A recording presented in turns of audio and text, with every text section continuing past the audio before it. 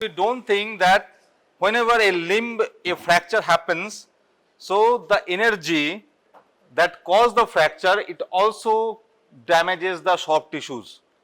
Okay. So when you see the fracture, when you manage the fracture, we have to address the soft tissues. Okay. So basically, when there is a fracture, it involves 5 tissues: skin, then beneath the skin there is subcutaneous tissue, the muscles, the periosteum. Periosteum is the layer of the bone, and finally the bone. Okay, so in a fracture, all these tissues are injured. So we have to think like this when during management of the fracture, whatever be it the management, be it conservative, operative, we have to think of these injuries. So the injury could be mild or severe, like a fracture morphology. It could be very mild soft tissue injury or very severe injury. So, like in anatomy, you have read about the dermatomes, the nerve supply.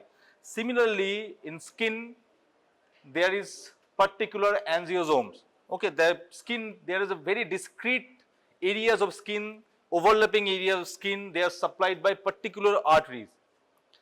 So skin receives blood supply from the muscles, from the perforator arteries. So all are interconnected, the blood supply. So muscle is the surrounding tissues, they are the best friend of bone. So they are in a symbiosis relationship.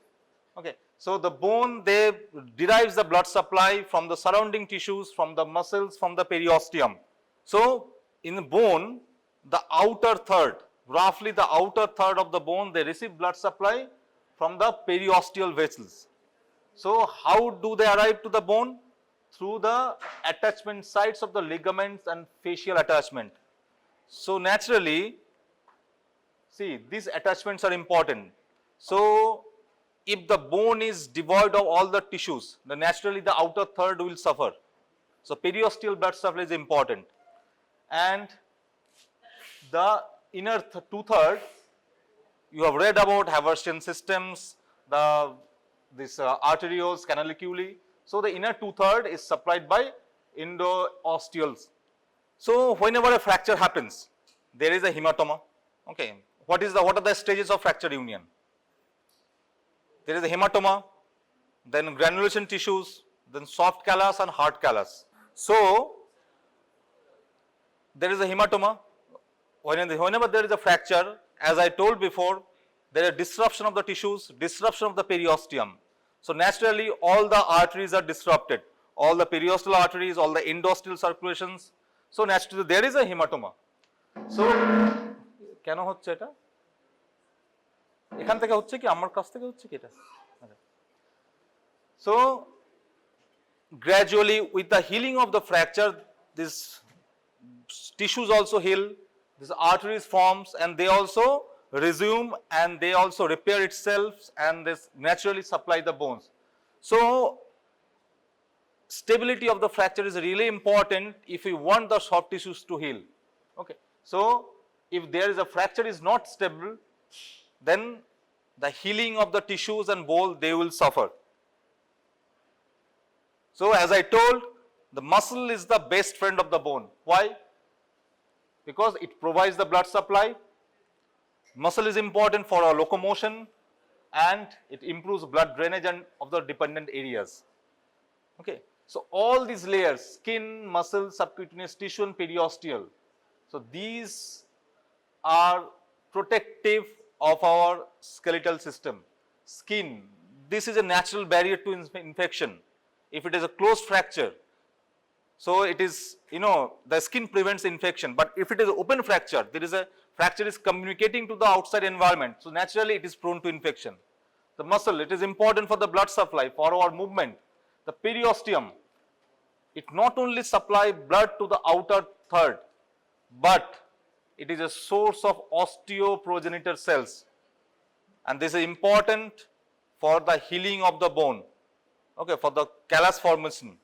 So these osteoprogenitor cells, they naturally differentiate, they form the soft callus and that remodel to hard callus. So periosteum serves these two important functions. So we have to protect the periosteum, we have to protect the soft tissues. So fracture, never think it as an isolated thing. You have to protect the tissues, you have to treat the tissues. So as a general rule, a bad fracture means bad soft tissue injury. If you think that is a simple transverse fracture, it is a low energy fall, that means tissue injury would be less. And if it is a comminuted fracture, it has multiple fragments, very bad fracture. So naturally it will have large soft tissue injury. But that is not always true. Even a simple fracture could have a bad tissue injury. Suppose it is open fracture, it is a contaminated wound, it is a farmyard injury. So it is not always true, but generally if it is a comminuted fracture, that means the tissues has been damaged very severely. So naturally a bad fracture is grossly displaced fracture, comminuted fracture. So it should give you some kind of idea. If you see this kind of X-ray, that is a grossly displaced fracture. That means the tissues could have been grossly damaged, severely damaged. It could be open fracture, or if not open, the tissues, they have been damaged and there could be gross swelling or other kind of compartment syndrome. I will come to this later. This is a complex thing because, depending on the mechanism of trauma, we have this kind of fracture. So we generally divide fracture into two types, low energy fracture and high energy. What does low energy mean? Suppose a fracture, you sustain a fracture by a simple fall. In a very old people, osteoporotic individual, okay, those who have a very low bone mass, they sustain this kind of low energy fracture. Okay, so low energy fracture means the energy, that is a nature of trauma, is very less, the energy is less. So that means the fracture is very simple type. Okay, so naturally like this kind of spiral fracture, oblique fracture, transverse fracture, they generally not always, it's low energy fall or low energy trauma, they have a less severe tissue injury. But on the other aspect, a very high energy fracture, suppose road traffic accident, fall from height, okay, or any kind of similar very high velocity trauma, high energy trauma. So in these cases, we get this kind of butterfly fragment, multiple fragment, okay, comminuted fragment. So they have generally very high grade of tissue injury. Okay, this kind of segmental fracture, fractures multiple places, they suggest this is a high energy trauma. This kind of fracture happens with a motor vehicle accident, fall from very high height, okay, fall from mountain or tree. So this kind of high energy fracture pattern generally have very high grade of soft tissue injury. So you don't need to remember all these things, just remember fracture could be high energy, low energy, and it could be closed fracture or open fracture. So what is the closed fracture? If the skin or tissue overlying the fracture near the fracture is closed. So that means the fracture is not communicating to the outside environment. So that is a closed fracture. Why this distinction is important? Because the treatment principle is different between closed fracture and open fracture. Why? So closed fracture, there is as I told before, the skin muscles, they are a barrier to infection. So in closed fracture, there is no puncture wound, the fracture is not communicating to the environment. So it is protected from the outside organisms, infection. So in these cases, we need to optimize the function, and we have to promote the fracture union and protect if we operate or if we manage with plaster, so there is a chances of infection less. But on the other aspect, open fracture, there is, or previously it was called compound fracture. That means that there is an open wound or break in the skin near the fracture. So the fracture environment, that is a sterile environment, that is now communicating to the outside environment. So naturally what happens? It is very prone to injury, prone to fracture, prone to infection, and our priority should be prevention of the infection. Okay, so all the tissues, bones, and unhealthy contaminations, they have to be cleaned out. We have to stabilize the fracture. And why this distinction important? In closed fracture, we have this Tscherne classification for the tissue injury. Whereas in open fracture, we have Gustilo-Anderson classification to grade the tissue injury. Okay. So, these two are different classification system to grade the extent of the tissue injury. So, what are these? So, this is the popularly known as, this is a German name, Tscherne classification. They have a 4 grades. Okay. So, this is a closed fracture. This classification is employed commonly for the closed fracture. Yeah, they have a different classification for the open fracture, but mainly it is employed for the closed fracture. So, in general, if it is a grade 0, that means the skin, so this is the bone, okay, the tibula, fibula, okay. You know, so this is a leg bone. So, all the skin and tissues, muscles are intact. There is a, though there is a fracture, but there is a no tissue injury as such. In grade 1, there is a superficial abrasion some on the skin, but this is, skin is not punctured. Remember, this is a closed fracture. Only superficial abrasion is there. In grade 2, the abrasion is deep. That means it goes deep and involves the muscles also. There is a more swelling. Clinically, you see, higher the grade, you see more swelling even, and in grade 3, it is more extensive. It involves the larger portion of the, so larger portion of the limb. Though it is a close, but the underlying muscles are grossly damaged. Okay. And importantly, it could have a compartment syndrome. So, higher the grade, clinically there could be more swelling. So, more swelling can lead to compartment syndrome. Sorry. And also, please notice, higher the grade, higher the more severe fracture pattern. That means higher the nature, velocity of injury, higher the energy of fracture. See, a simple transverse fracture, but in grade 2 and 3, it is a segmental fracture, and 3, it is a multiple level. Okay. So, more complex fracture pattern generally implies higher grade of tissue injury. So, these classifications, they are important for your exam, also for your PG preparation. So see, this is a only simple abrasion. It is a closed fracture, skin was not punctured, but this is a bit of deep abrasion is there. So, it could be grade 2 and 3. And on the other hand, for the open fracture, we have Gustilo-Anderson classification. Please do remember, and every line is important. Every line is important for your PG preparation, for your question, answering question. So, everything is important. It has also a 3 grade, grade type 1, type 2, and type 3 has A, B, C. Okay. So, please understand, and if you have any doubt, ask me questions later. So, in type 1, so first thing, it is open fracture. That means the skin, the barrier is broken. Okay, there is a puncture wound or a larger wound, and the fracture is communicating outside. So, in type 1, the wound size, the laceration size is less than 1 centimeter roughly. Okay. So, naturally it is a low energy injury, and the fracture pattern would be simple fracture pattern. Okay. But in type 2, it is a bit higher grade injury. Laceration size is more than 1 centimeter. Okay. There is site comminution is there. That means comminution is fracture comminution.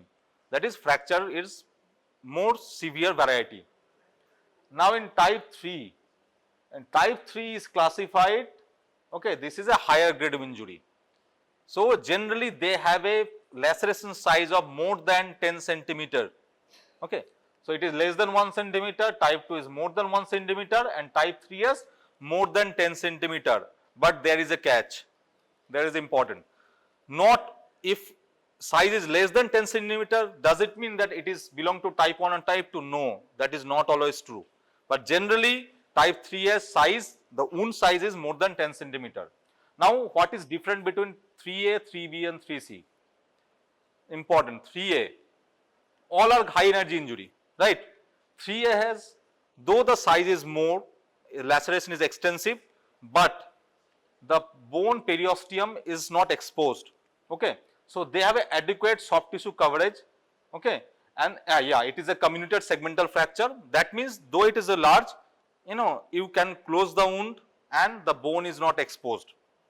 In type 3B, it is more severe, extensive soft tissue stripping, inadequate cover, the bone periosteum is exposed, in type 3B, you need some kind of plastic surgery intervention to cover the wound. But in type 3A, you don't need this kind of intervention. Now type 3C, this is very important. It could have all these features plus vascular injury. So if a fracture, if a limb has vessel injury, naturally it goes to 3C. Okay. So if the wound size is less than 1 centimeter, doesn't matter. Okay. It is a low energy injury, doesn't matter.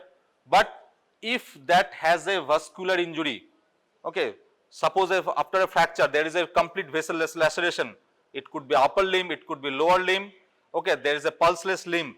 So that naturally goes into type 3C and that requires a vascular repair. So with this picture it will be clear. So grade 1, so it is open injury, see there is a break in the skin, simple fracture pattern, not high energy, the size is less than 1 centimeter. Grade 2, it is more than 1 centimeter size, okay, and the fracture pattern is bit higher, it could be transverse or bit higher energy. Now grade 3, more than 10 centimeter wound, right, laceration size is more than 10 centimeter. Now in grade 3, there are 3 varieties, 3A, 3B, 3C. 3A is, though the size is large, but and the fracture is that, see the 2-level break, that means fracture is comminuted or segmental. So it doesn't need plastic surgery coverage. 3B, bone is exposed. Bone exposed, that means the periosteum has been damaged. So if simple rule to remember is, if the periosteum is exposed, that means 3B. If the vessel is injured, that means 3C. Okay. So 3A, higher energy injury, tissue is injured but bone is covered, not fully exposed. Once the bone is exposed, that means the periosteum has been damaged, that goes to 3B, right.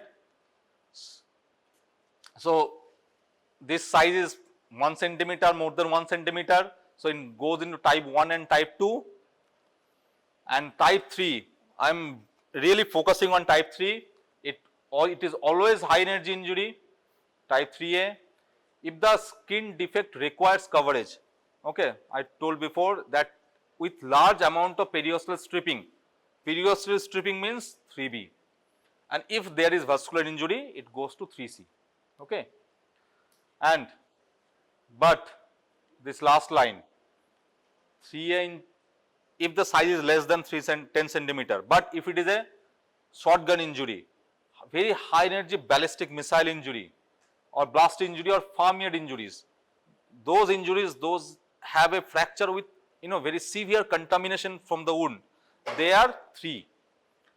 So size doesn't matter always. Why?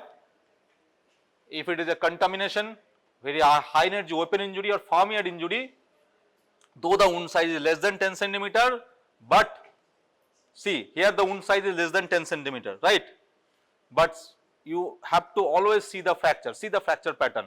It is a ballistic missile injury. See metal parts are you are seeing. See the fracture pattern is comminuted, grossly comminuted. So it is not type 2 or type A. It is naturally type 3. Okay. Now plus, had there been an exposure of the bone is outside, periosteum is damaged, it could be 3B. Plus, if there is a vessel injury, this is the femur bone. If there is the injury of the femoral artery, popliteal artery, so it is 3C. Okay. So this is a thing, this is the way to remember this thing. So always you have to see the, nature of the injury, how it happened. It is a simple fall, motor vehicle accident, that means high energy injury. So always history is important. Again, you are learning from the first year, history is important. Why? Because you have to inquire about how the fracture happened. What is the mode of trauma? Is it a simple fall or it is a high energy injury? Is it a ballistic missile injury? It is a motor vehicle accident, fall from very high height. So that gives an indication about okay. So this, if the patient comes with a very high velocity motor vehicle trauma, so that will give you idea that okay, this patient might have a very high velocity trauma. Then see the size of the wound, see the contamination with very dirt, pollution, and then see the X-ray, and then classify the the Gustilo-Anderson classification. Okay, one thing is to remember is this could be a question. So suppose a patient comes to you in emergency and you see this kind of picture. So and your senior comes to you and they ask, what is this kind of classification? So you are seeing the patient for the first time. So would you classify that time, or would you do something, intervention, then classify the tissue injury?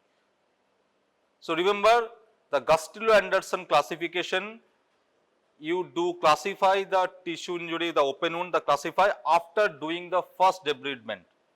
Okay, so once you clean the wound, then you can assess the extent of the tissue injury. Then only you can classify. Okay, so the classification is you have to do after you do bit of debridement and cleaning. So this point is important. And finally, in tissue injury, this is the most devastating complication, compartment syndrome. Okay. So bone will come later. First you have to save the limb. First is save life, then save the limb, and at the last you manage the fracture. So in this direction, saving the limb, compartment syndrome is important. What is compartment syndrome? So you have to understand. So this is a leg. This is a tibia, fibula. This is a leg, axial section of the leg. These are anterior compartment muscles. These are posterior compartment muscles, and these are all neurovascular bundle. So suppose a fracture happens. So there is naturally swelling. So what happens if this is a closed space? The skin is there.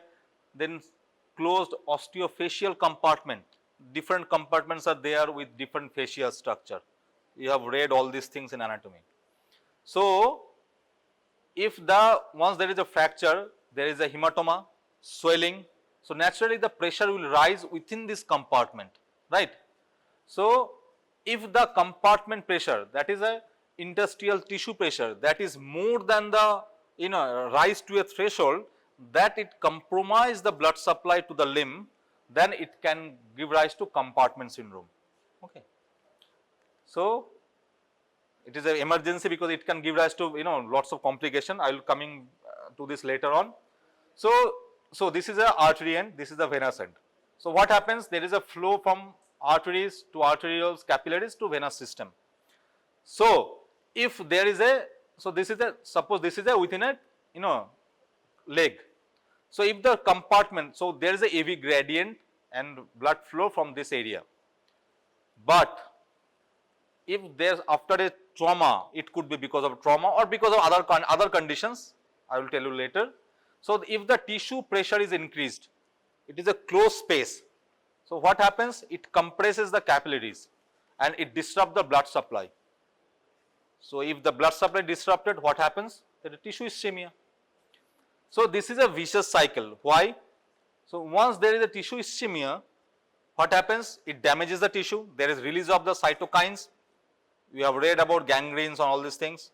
So there is cytokines, inflammatory mediators that damages the tissues more, and it causes release of all the cellular materials in the tissues. So it gives rise to more swelling. So once there is ischemia that damages the tissues, it further increase the tissue pressure, and this is a closed space. So once there is a compartment syndrome sets in, it propagates itself. Okay, the more the ischemia, more the tissue injury, more the swelling.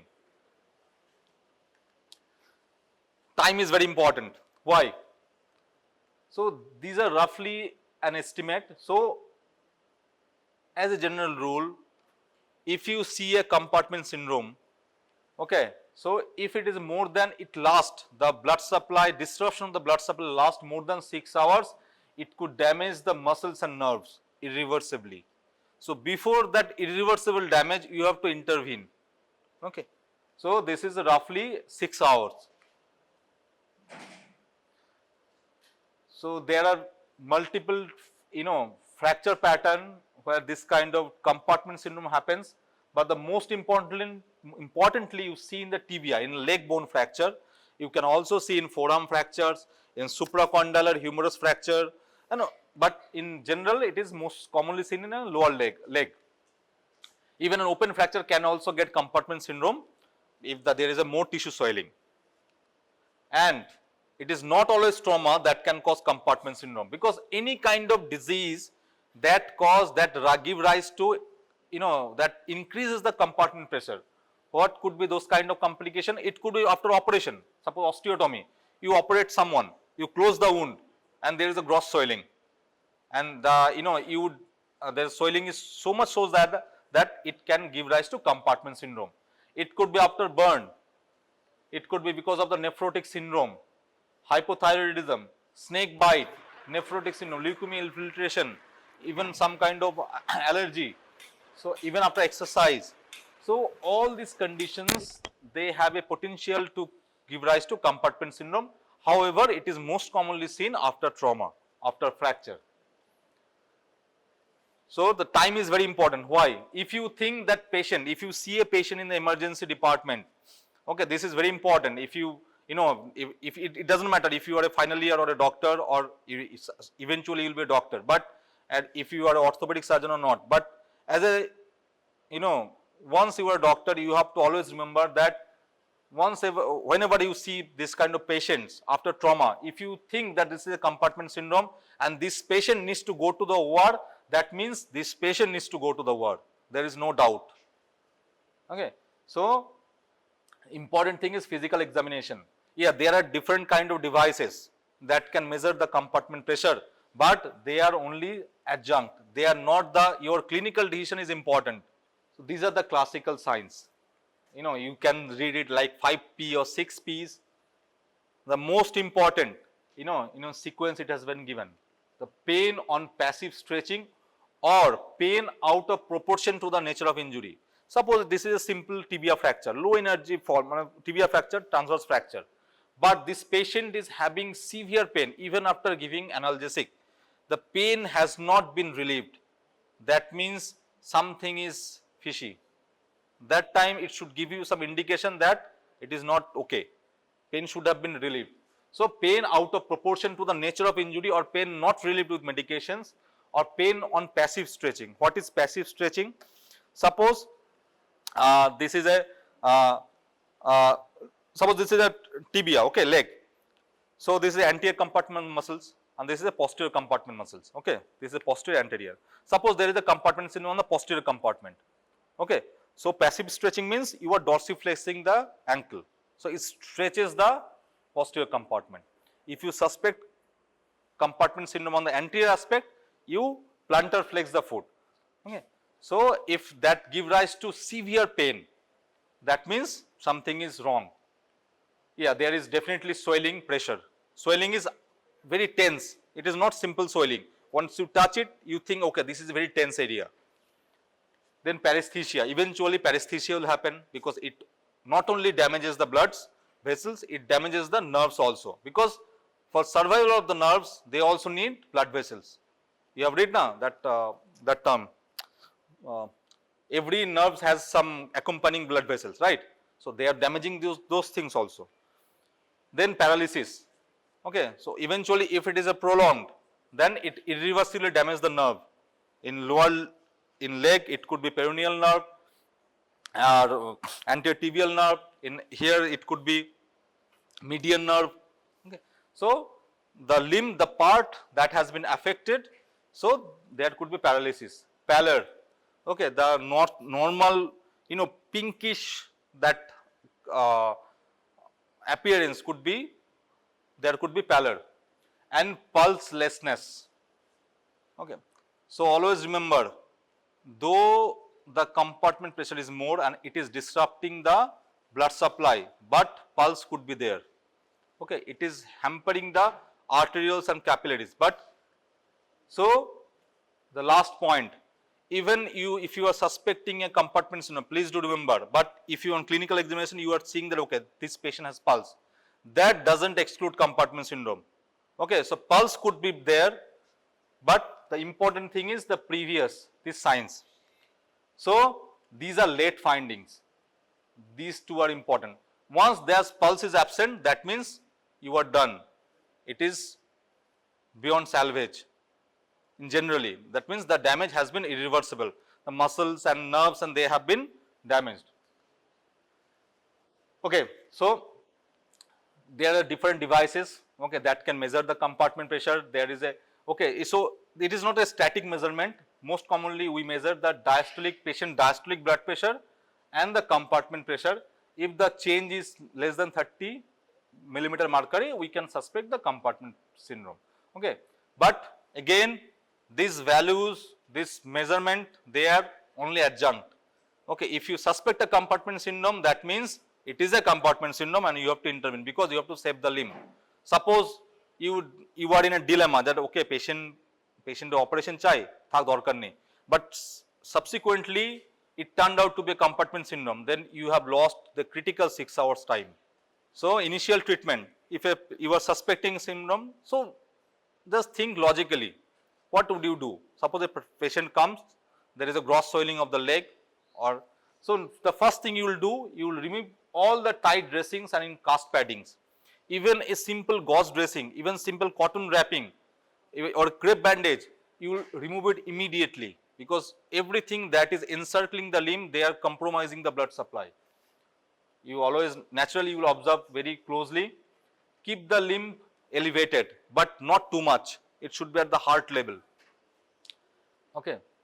And you give the patient oxygen, because you need to, you need that muscles and nerves to get oxygen to saturations. And importantly, you have to correct the hypotension. If a polytrauma patient, he has lost of blood, you have to treat the hypotension, because then there is a gradient, AV gradient. If the systolic blood pressure is less, so naturally the blood supply, that less amount of interstitial pressure, they will disrupt the blood supply. So the important treatment for the compartment syndrome, or suspected or confirmed, see the line. If you suspect it is a compartment syndrome, then go for the fasciotomy, okay. So one incision, one scar mark, that is better than losing the limb. A compartment syndrome, if you can't fail to diagnose, it can cause amputation, okay. So suppose you are giving the patient only one incision if you operate, but if you don't operate, that can cause amputation. So why your clinical decision is important. So if you think you have to do it, just do it, okay. So see this kind of the tissues, see the tissues, they are grossly swelling, there is blisters. Blisters means the pressures are very high. So make an adequate incision, there is no scope for a short incision. Whichever compartment you are decompressing, you have to make a very long liberal incision. See the muscles are black, that means it has been damaged, okay. So always, this is a very small incision, always make a liberal incision, decompress every compartment. Yeah, after decompressing, do not close the wound. There are the various ways to closing the wound. It is the vac machines or different ways of cleaning wound. And I am, these are the sequence of compartment syndrome. That compartment syndrome that you fail to manage or fail to identify and fail to treat. What are these? It could lead to infection, permanent paralysis, neurological injury, chronic pain. If there is a fracture, naturally the tissue is not healthy, so non-union, even amputation. And this area, VIC, Volkmann Ischemic contracture.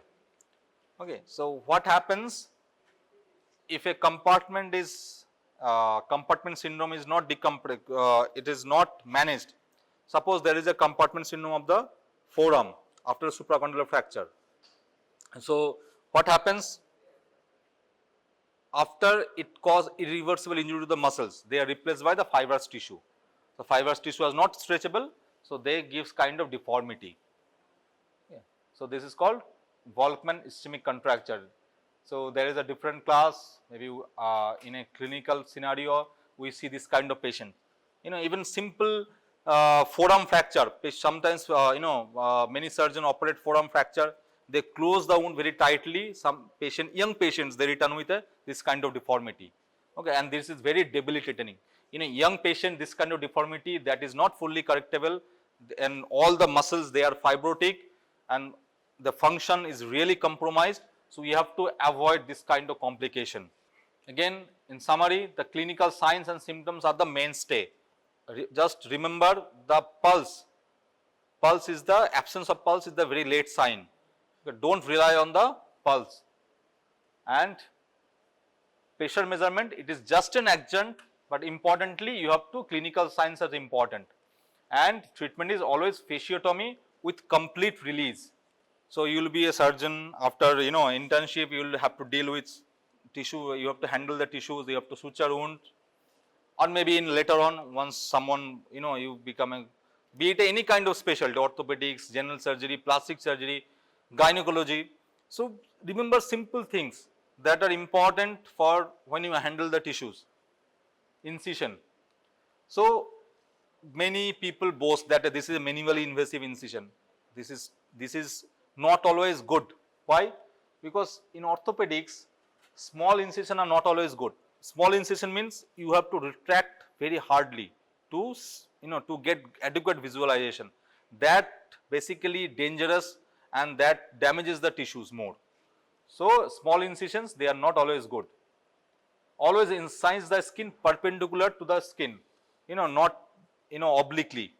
Retraction, it should be gentle, like you handle the egg. It should be very gentle, not very forceful retraction. That's why small incisions are not always good. It should be gentle retraction. You have to relax intermittently to keep the tissue perfused. Forceps, do not very delicate tissue, do not squeeze it very hard, okay, because it crushes the tissues. These things are really important in some areas where in orthopedics, in some areas there is a blood supply is very crucial, like in the heel, ankle area. So even we use non-tooth forceps. Tooth forceps, they crushes the tissues. Dissection, it should be sharp dissection, not blunt, okay, like it should be whenever possible it should be with the knife rather than scissors. Scissor basically that crushes the tissues, that damages the tissues. So it should be sharp dissection, okay. The developing a plane between the skin and subcutaneous tissue too much is dangerous, because skin receives supply from the underlying muscles. So if you develop a plane between the skin and tissues, that cause more harm to the skin. So these surgical principles are important for any surgical specialty.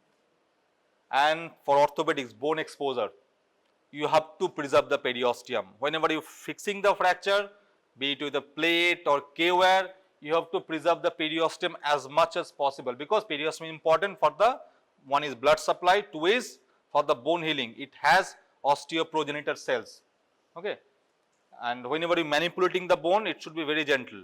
It's not that bone is very hard tissue, so you can do anything. No, it is a living tissue, so you have to treat it like a living being. So the soft tissue is important for the biology. It is the root of the, if bone is the tree, it is the root of the tree, and always respect it for the better outcome.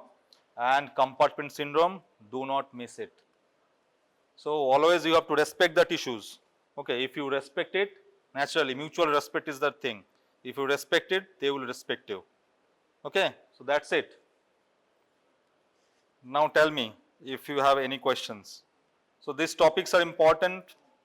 Compartment syndrome, especially classification of the wound, closed fracture, and Gustilo-Anderson classification. These are important. Understanding the Gustilo-Anderson types. Again, the size is not important. Important is the tissue damage, the type, the morphology of the fracture, underlying fracture, the exposure of the periosteum, and whether the vascular supply of the limb is intact or not. These are more important than only the size of the wound. And compartment syndrome, it can happen even after simple burn injury, nephrotic syndrome, any kind of injury after fracture. So you have to identify it. There is no chance of delaying. Okay, this is an surgical emergency. Okay, I hope you got something positive. Kono question? No questions. So you go home, you read the classification types. Again, if you just Gustilo-Anderson is important. Because it is also for your final year examinations, PG examinations, and if someone is, you take orthopedics, these concepts are important. Every line of Gustilo-Anderson classification, these are important. Okay then, thank you.